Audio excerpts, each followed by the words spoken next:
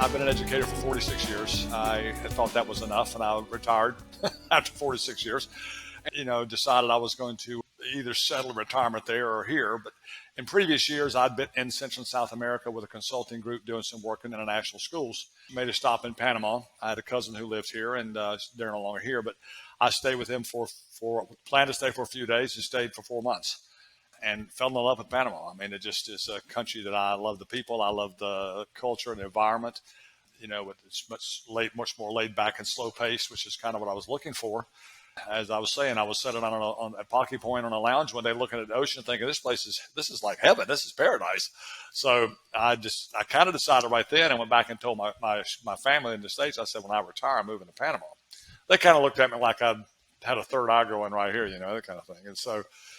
I'd been divorced for a while, and so I met my wife now. We've been married about a year. Before I asked her to marry me, I said, "Hey, I'd like to think about retiring at some point in the near future." And she had a business, and she said, "Well, that's finished because I was thinking about selling my business."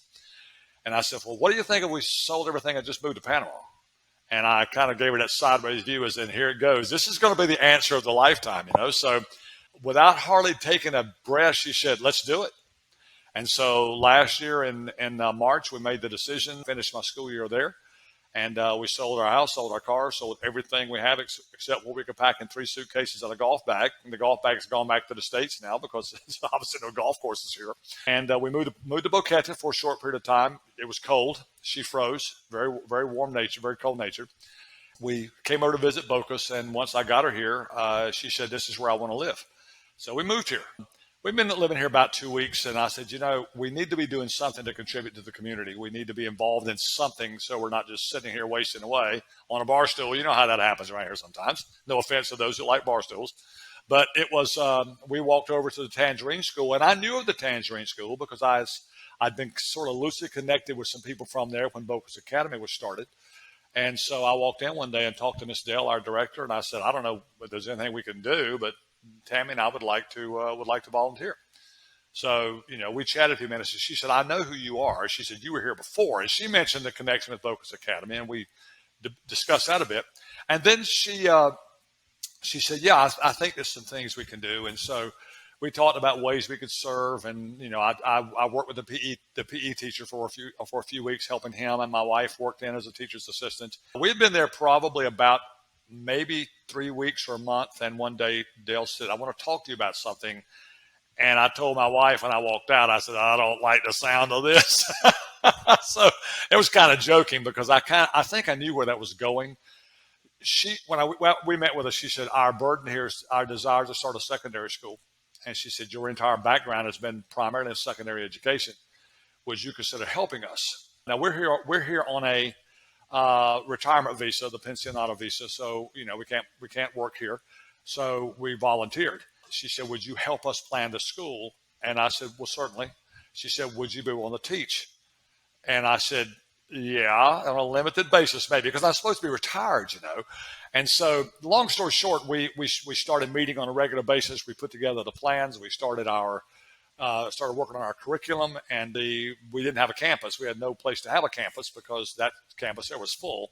Our primary school has 66 students right now, so there was nowhere to have it there. Mar Iguana property, which is where we are, was just sitting here empty, and somebody said, "Why don't you talk to the owner, Raul," of course, who's the owner. We met with him, and he was thrilled. He's always wanted this to be a legacy to him and his life, and he loves the idea of education and poetry and so on. He was thrilled with this, and so we worked out an arrangement with him where we were renting it for a short period of time, for a year or two, and then we're looking at an option to buy the property. So that's kind of how we got going. We came over on the campus, did a lot of remodeling. I mean, I started working immediately remodeling the property. I'm not a contractor or anything of that type, but I can swing a hammer.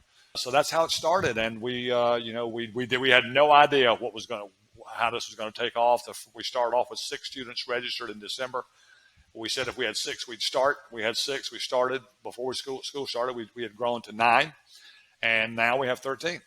And we have interest coming all the time. So it's going. It's planted. It's going. Barring something we don't foresee, next year we think we'll have about 30 students on the campus here, about 70 down to primary school. We could reach 100 students. That would be amazing on this island with these people. But it's a great school, great bilingual program for us too. So that's kind of the backstory of me and how I got involved with this. My wife and I are volunteers. I said I will volunteer as long as my health lasts. And fortunately, I'm very healthy, so I will continue until we know it's time to stop.